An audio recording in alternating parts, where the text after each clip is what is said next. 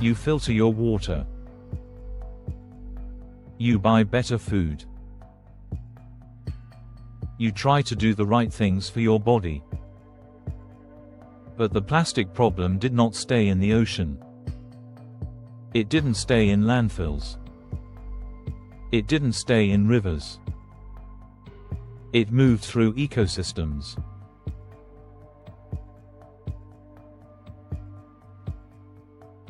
Through animals. Through food chains. And eventually, into us. Scientists have now detected microscopic plastic particles in human blood, lungs, placenta, heart tissue, reproductive organs, and even in the human brain. What started as an environmental pollution story has quietly become a human health story. And the most unsettling part is that the amount of plastic entering the environment, and potentially entering our bodies, is still rising. To understand how we got here, we need to start with the scale of plastic itself. Because the world we live in today is built on plastic. Humanity now produces more than 430 million tons of plastic every year. Just 70 years ago, that number was close to 2 million tons. Plastic went from a technological novelty to one of the most widely used materials in human history. It's in packaging, food storage, electronics, textiles, medicine, transportation, agriculture, and construction.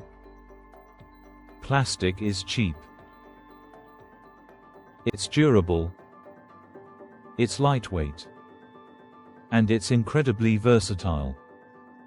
But those same properties that made plastic so useful also created a problem the planet was never designed to handle. Because plastic does not easily disappear.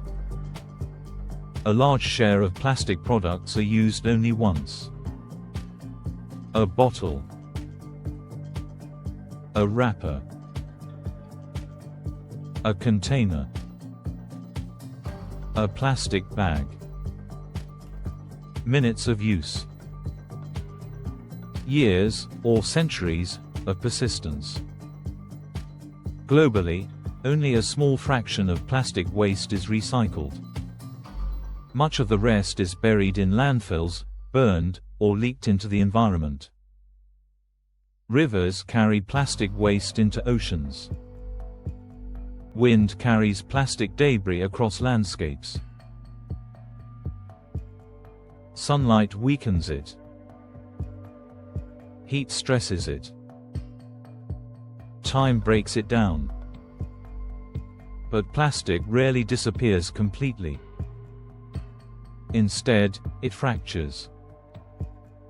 Large objects become fragments.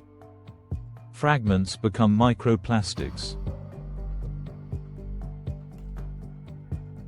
And microplastics break down further into particles so small they become invisible to the naked eye.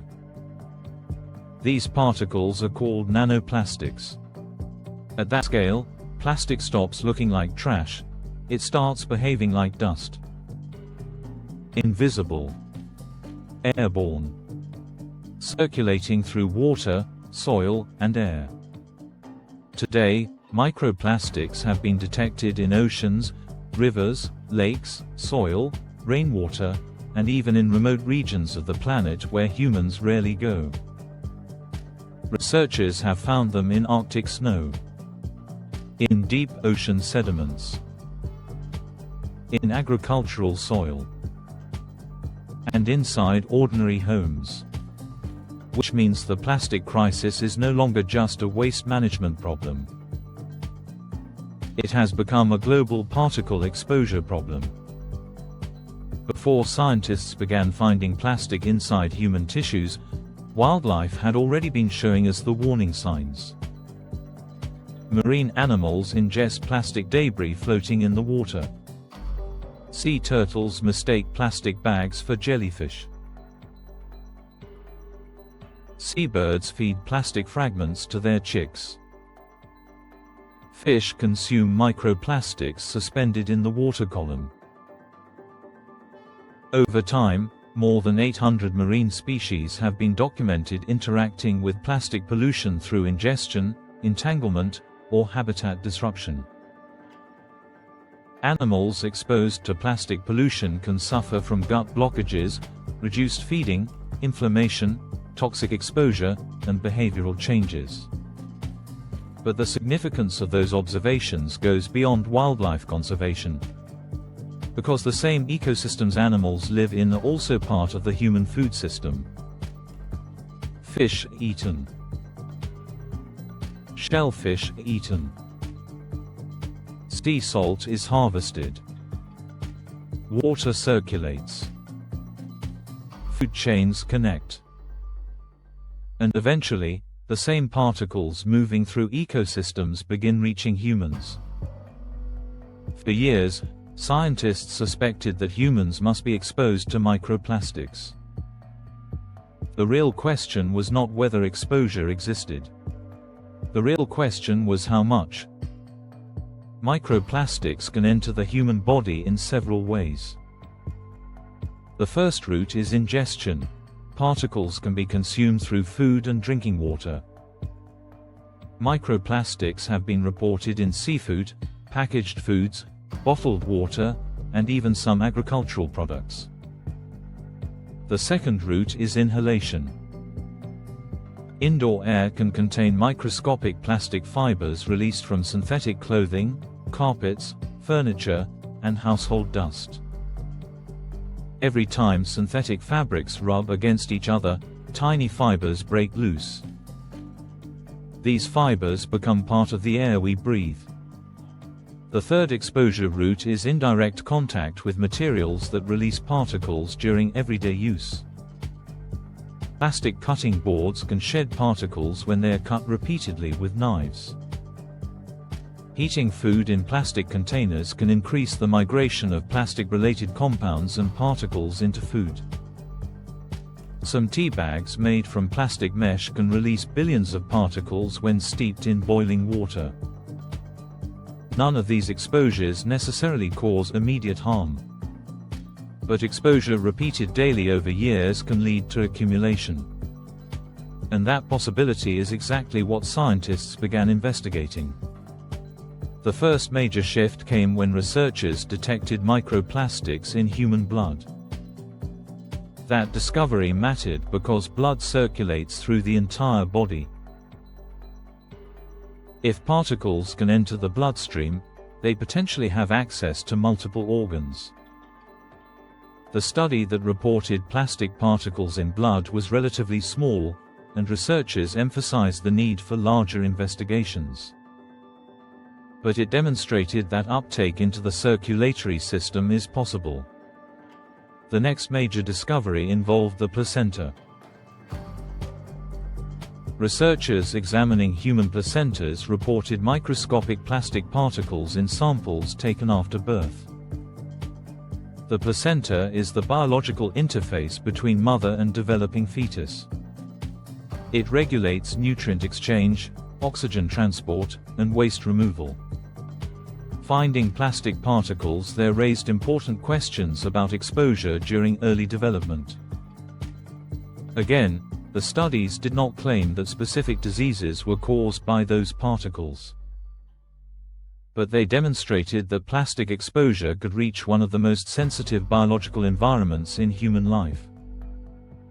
Soon after, studies examining human lung tissue began reporting microplastic particles embedded in lung samples.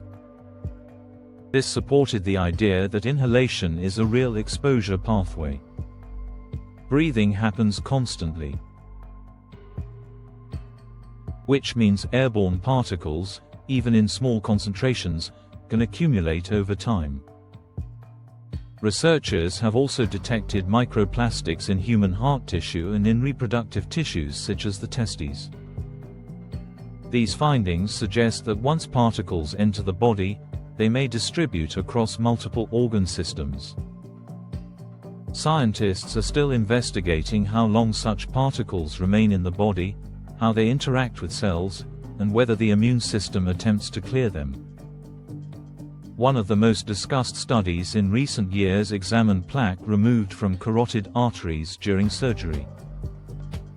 Carotid arteries supply blood to the brain. In that study, researchers detected microplastic and nanoplastic particles embedded in arterial plaque.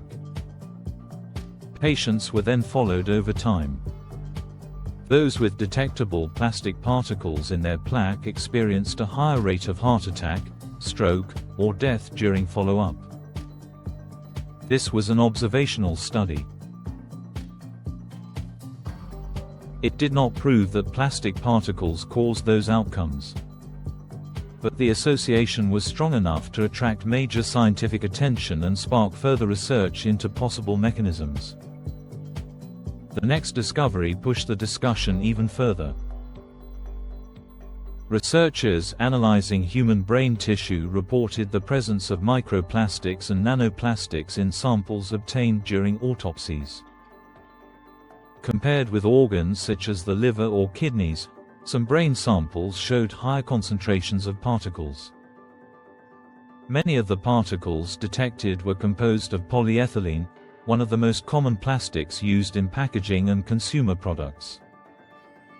In some cases, individuals who had died with dementia showed higher concentrations than individuals without known neurological disease. The study was careful not to claim that plastic causes dementia. Scientists emphasized that more research is needed to understand the meaning of these findings. But the results raised important questions. If plastic particles can cross biological barriers and accumulate in the brain, researchers need to understand how they get there, how long they remain, and what biological responses they trigger. At the moment, the science is still evolving. Researchers are investigating whether microplastics can trigger inflammation, oxidative stress, or immune responses in tissues. They are studying particle size, chemical composition, and how different plastics behave inside living organisms. They are also working to standardize detection methods so that results from different laboratories can be compared more reliably. That uncertainty does not mean the problem is insignificant. It means we are early in the scientific process. But even with those uncertainties, one conclusion is becoming difficult to ignore. Humans are now routinely exposed to microscopic plastic particles. And those particles have been detected in multiple parts of the human body. The goal is not panic. The goal is awareness. Because awareness allows people to reduce the exposures that are easiest to control. No one can remove plastic entirely from modern life. Plastic is deeply integrated into global supply chains. But some exposure points occur repeatedly in everyday routines. Reducing those can make a difference over time. Using glass or stainless steel containers for drinking water can reduce contact with plastic packaging. Avoiding heating food in plastic containers can limit the release of particles and plastic-related chemicals during cooking. Replacing heavily worn plastic cutting boards with alternatives can reduce the number of particles released during food preparation. Choosing tea products that do not use plastic mesh bags can prevent particle release in boiling water. Reducing indoor dust through regular cleaning and filtration can also lower airborne particle exposure in some environments. These steps are not about eliminating plastic completely. They are about lowering repeated exposure points that occur daily. Because when exposure happens thousands of times over years, small changes can accumulate into meaningful differences. Plastic transformed modern life. It made products cheaper, lighter, more accessible, and more convenient. But the same material revolution also created a new environmental reality. Plastic waste became plastic fragments. plastic fragments became plastic particles. And those particles are now moving through ecosystems, food chains, air, and water. Wildlife revealed the problem first. Human tissues are now confirming it. The science is still developing. But the direction of the evidence is becoming clearer. Plastic pollution is not only an environmental issue anymore. It is a biological exposure issue. And the question that scientists are now trying to answer is not whether microplastics reach the human body.